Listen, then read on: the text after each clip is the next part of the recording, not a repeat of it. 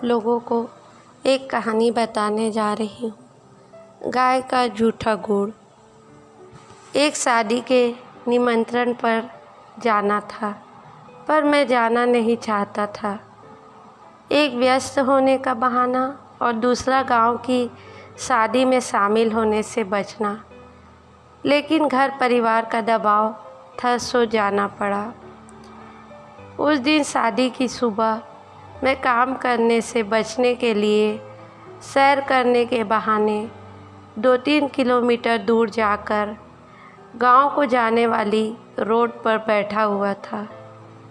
हल्की हवा और सुबह का सुहावना मौसम बहुत अच्छा लग रहा था। पास के खेत में गाय चारा खा रही थी कि तभी वहाँ एक लग्जरी गाड़ी आकर रुकी और उसमें से एक वृद्ध उतरे। अमीरी उनके लिबास और व्यक्तित्व दोनों से बयां हो रही थी। वे एक पॉलीथीन बैग लेकर मुझसे कुछ दूर पर ही एक सीमेंट के चबूतरे पर बैठ गए। पॉलीथीन चबूतरे पर उंडेल दी, उसमें गुड़ भरा हुआ था। अब उन्होंने आओ आओ करके पास में खड़ी बैठी सभी गायों को बुलाया। सभी गाय पलक झपकते ही उस बुजुर्ग के इर्द गिर्द ठीक ऐसे ही आ गई जैसे कई महीनों बाद बच्चे अपने माँ बाप को घेर लेते हैं। कुछ गाय को गुड़ उठाकर खिला रहे थे तो कुछ स्वयं खा रही थी। वे बड़े प्रेम से उनके सिर पर व गले में हाथ फेर रहे थे। कुछ ही देर में गाय अधिकांश गुड़ खाकर चली गई। उसके बाद जो हुआ वो वाक़या है जिसे मैं ज़िंदगी भर नहीं भूल सकता। हुआ यूँ कि गायों के गुड़ खाने के बाद जो गुड़ बचा था वो बुजुर्ग उन टुकड़ों को उठा उठा कर खाने लगे। मैं उनकी इस क्रिया को अचंभित हुआ देख रहा था, पर उन्होंने बिना किसी परवाह के कई टुकड़े खाए और अपनी गाड़ी की ओर चल पड़े। मैं दौड़कर उनके नज़दीक पहुंचा और बोला, श्रीमान जी, क्षमा चाहता हूं, पर अभी जो हुआ उससे मेरा दिमाग घूम गया। क्या आप मेरी जिज्ञासा शांत करेंगे कि आप इतने अमीर होकर भी गाय का झूठा गुड़ क्यों खाए? उनके चेहरे पर अब एक हल्की सी मुस्कान उभरी। उन्होंने कार का गेट वापस बंद करा और मेरे कंधे पर हाथ रखकर वापस सीमेंट के चबूतरे में आकर बैठ गए और बोले, ये जो तुम गुड़ के जूठे टुकड़े देख रहे हो ना बेटे, मुझसे इससे स्वादिष्ट आज तक कुछ नहीं लगा। जब भी मुझे वक्त मिलता है मैं अक्सर इसी जगह आकर अपनी आत्मा में इस गुड़ की मिठास को घोलता हूँ। मैं अब भी नहीं समझा श्रीमान जी, आखिर ऐसा क्या है इस गुड़ में। तब वे बोले, बात आज से 40 साल पहले की है। उस वक्त मैं करीबन 22 साल का था। घर में ज़बरदस्त आंतरिक कलह के कारण मैं घर से भाग आया था, परंतु दुर्भाग्यवश ट्रेन में कोई मेरा सामान और पैसे चुरा ले गया। इस अजनबी से छोटे शहर में मेरा कोई नहीं था। भीषण गर्मी में खाली जेब के 2 दिन भूखे रहकर इधर से उधर भटकता रहा और शाम को भूख मुझे निगलने को आतुर थी। तब इसी जगह ऐसे ही एक गाय को एक महानुभाव गुड़ डालकर चले गए। यहाँ एक पीपल का पेड़ हुआ करता था, तब चबूतरा नहीं बना था। मैं उसी पेड़ की जड़ों पर बैठा भूख से बेहाल हो रहा था। मैंने देखा कि गाय ने गुड़ को छुआ तक नहीं और उठकर वहाँ से चली गई। मैं कुछ देर देखता रहा और सोचता रहा और फिर मैंने वो सारा गुड़ उठा लिया और खा लिया। मेरी मृत प्राय आत्मा में प्राण से आ गए। मैं उसी पेड़ की जड़ों में रात भर पड़ा रहा। सुबह जब मेरी आँख खुली तो काफ़ी रोशनी हो चुकी थी।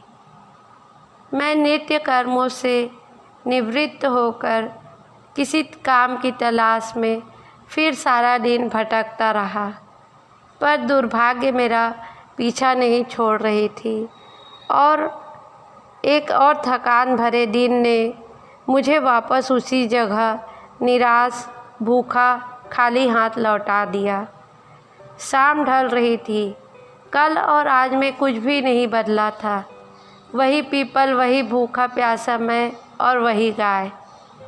कुछ ही देर में वहाँ वही कल वाले सज्जन आए और कुछ गुड़ की डलिया गाय को डालकर चलते बने।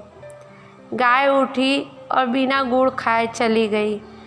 मुझे अजीब लगा, परंतु मैं बेबस था, सो आज फिर गुड़ खा लिया। फिर वही सो गया। सुबह काम तलाशने निकल गया। आज शायद दुर्भाग्य की चादर मेरे सर पर नहीं थी, सो एक ढाबे पर मुझे काम मिल गया। कुछ दिन बाद जब मालिक ने मुझे पहली पगार दी तो मैं 1 किलो गुड़ खरीदा और किसी दिव्य शक्ति के वशीभूत हो 7 किलोमीटर पैदल पैदल चलकर उसी पीपल के पेड़ के नीचे आया। इधर उधर नज़र दौड़ाई तो गाय भी दिख गई। मैंने सारा गुड़ उस गाय को डाल दिया। इस बार मैं अपने जीवन में सबसे ज़्यादा चौंका, क्योंकि गाय सारा गुड़ खा गई, जिसका मतलब साफ था गाय ने 2 दिन जानबूझकर मेरे लिए गुड़ छोड़ा था। मेरा हृदय भर उठा उस ममतामयी स्वरूप की ममता देखकर। मैं रोता हुआ वापस ढाबे पर पहुंचा और बहुत सोचता रहा। फिर एक दिन मुझे एक फर्म में नौकरी मिल गई। दिन पर दिन मैं उन्नति और तरक्की के शिखर पर चढ़ता गया। शादी हुई, बच्चे हुए। आज मैं खुद की 5 फर्म का मालिक हूँ। जीवन की इस लंबी यात्रा में मैंने कभी भी उस गाय माता को नहीं भूला। मैं अक्सर यहाँ आता हूँ और इन गायों को गुड़ डालकर इनका जूठा गुड़ खाता हूँ। मैं लाखों रुपए गौशालाओं में भी चंदा देता हूँ, परंतु मेरी मृत तृष्णा, मन की शांति यहीं आकर मिटती है बेटे। मैं देख रहा था वे भावुक हो चले थे। अब मैं समझ गया था। मैंने सिर हाँ में हिलाया कि अब मुझे समझ आ गई बातें। कहा। अब वे सज्जन अपनी गाड़ी की ओर चले गए और गाड़ी स्टार्ट हुई और निकल गई। मैं उठा, उन्हीं टुकड़ों में से एक गुड़ उठाया, मुंह में डाला और वापस शादी में शिरकत करने सच्चे मन से चला गया। सचमुच वो कोई साधारण गुड़ नहीं थी, उसमें दिव्य मिठास थी जो जीभ के साथ आत्मा को भी मीठा कर गई। घर आकर गाय के बारे में जानने के लिए कुछ किताब पढ़ने लगा। गाय गौलोक की एक अमूल्य निधि है, जिसकी रचना भगवान ने मनुष्यों के कल्याणार्थ आशीर्वाद रूप में की है।